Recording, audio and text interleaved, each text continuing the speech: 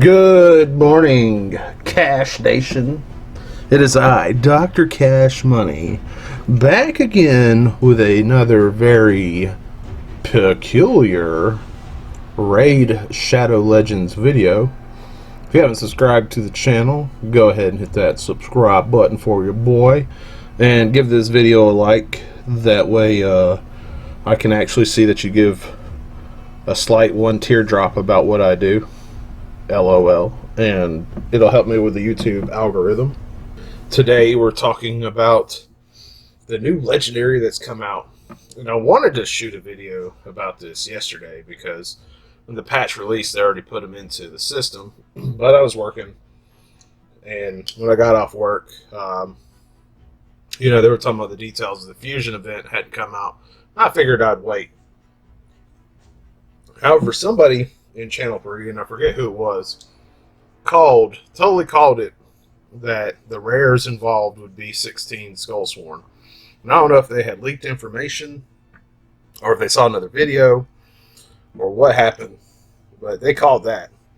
And I did see another video, I think it was, or not a video, I saw a chunk of like a text and then also like an image where somebody had said that there would be 4 Drakes that were going to be the epics. And like I blew it all off. I was like, this is a late April Fool's joke. That's all that's going on.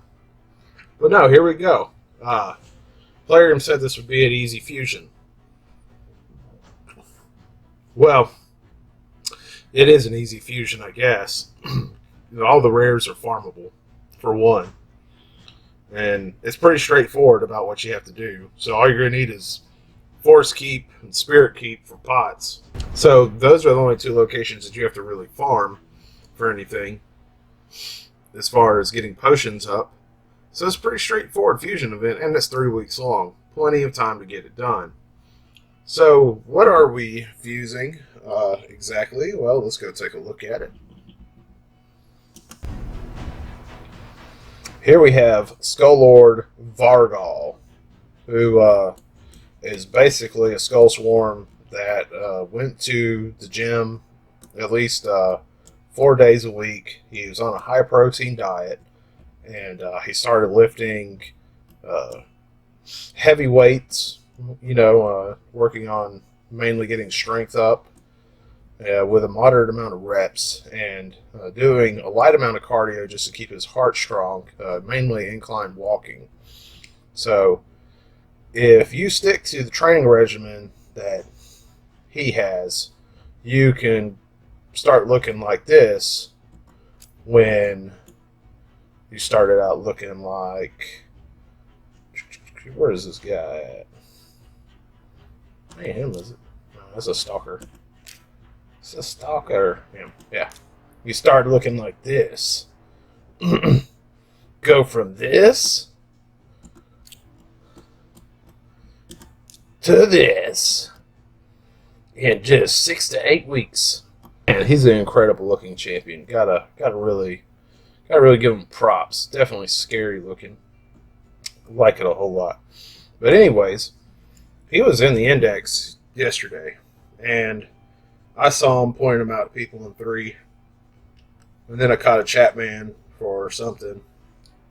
Haven't had one of those in a long time, so it kind of made me nostalgic from when I first started playing. Find out what it's for later. I couldn't talk for the rest of the day, but kept observing while I was at work. But dig into him.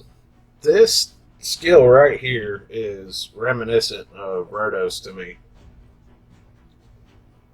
which automatically tells me he's worth fusing just right there. Just the fact that he can repeat this skill, 30% chance every time. Definitely one of those takes extra turns type champions. Going to be a great fusion choice. There's no reason not to fuse this guy. Moving on to his A2. Skull Claim. Strengthen buff, which makes it harder for him to be hurt. And then Provoke. Kind of lackluster ability here. Not really too crazy about it. I was thinking about one thing though. This guy will be pretty useful. I want to say clearing campaigns out. It looks like he might have some options there as a tank for difficult campaign missions. Then we have this, tax all enemies. 50% decreased attack, and it gets up to 100% chance. Also very good. What else we got? Horrific foe. I don't really care for this too much. Doesn't work on bosses, so no good versus clan boss. And you have to get somebody to attack this guy 4 times with a chance of true fear. It's a long fight. It's longer than most arena fights. Kind of weird passive. This one I do like though.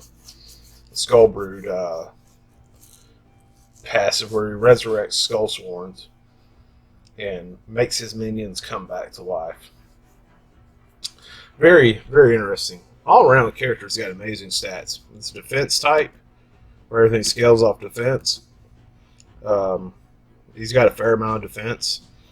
But look at this HP. Just look at that. 27,000. Let's see.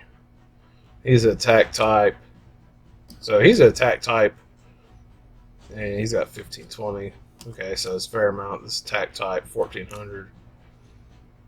Roz's defense type, 13 odd, but not nearly as much HP.